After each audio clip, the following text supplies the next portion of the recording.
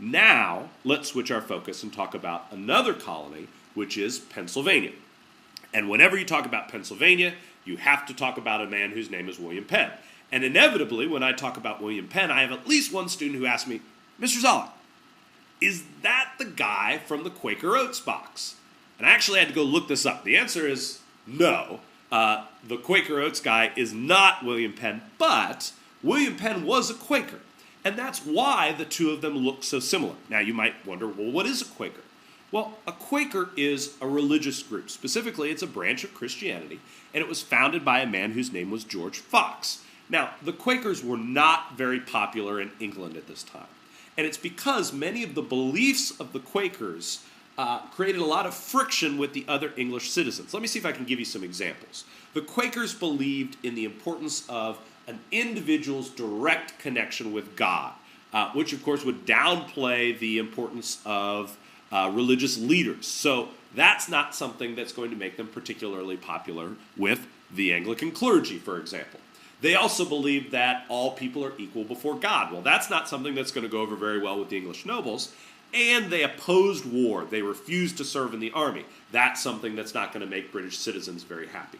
As a result, the Quakers were persecuted in England. They did, though, have one person on their side, and that was William Penn. Now, William Penn came from a wealthy family.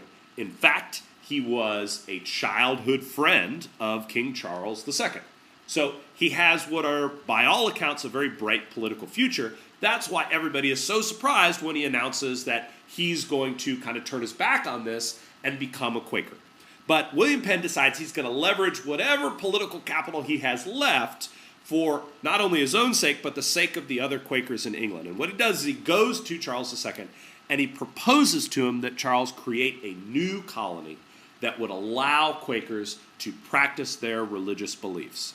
And he kind of couches it as a win-win situation. He says Charles II has the opportunity to get rid of a bunch of these Quakers. These Quakers would be leaving England and practicing their religion outside of the view of the majority of Englishmen.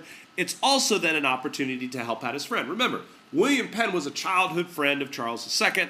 They go way back, and so this would be an opportunity to do his friend one last favor. William Penn, meanwhile, has the opportunity to create a new colony where Quakers can freely practice their religion.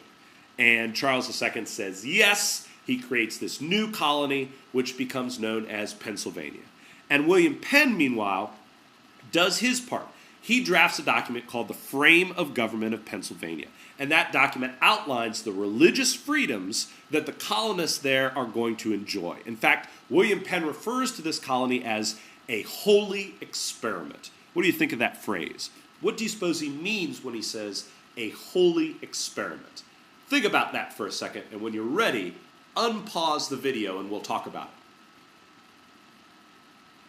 it. And we're back. All right, what William Penn means is he wants this to be a place where Quakers can practice their religion, but not just Quakers. He wants it to be a place where Protestants, Catholics, Jews can all come together and practice their religion without fear of being persecuted for their beliefs. Now, write that down, and then we'll go on. All right, now William Penn's beliefs were pretty different from what we see in many of these other colonies at the time. In fact, he went beyond just allowing other Europeans to practice their beliefs freely. He also believed that Native Americans should be treated with respect. He spoke out and promoted the fair treatment of Native Americans, including he believed that the colonists should pay for land that was taken from Native Americans. Now, let me ask you a question. Do you suppose that means that all encounters between Pennsylvania colonists and Native Americans were peaceful? The answer to that question is, of course not. That would be unreasonable. We can't assume that all encounters are going to be peaceful. But we will see less friction in Pennsylvania between the colonists and Native Americans than what happens in many of the other colonies at the time.